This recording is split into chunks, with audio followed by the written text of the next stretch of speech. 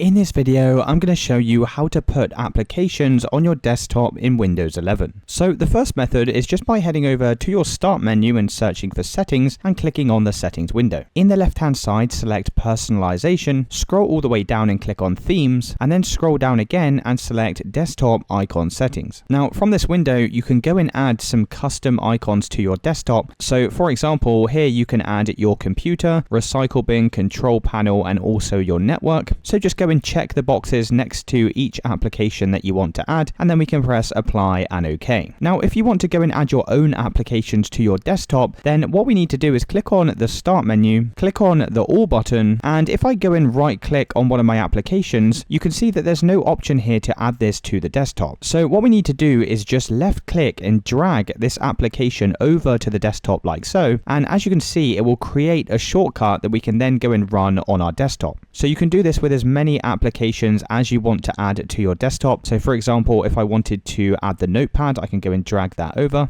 And it's as simple as that, guys. That's how you add applications on your desktop. If you did find this video helpful, then let me know in the comments and I'll see you in the next one.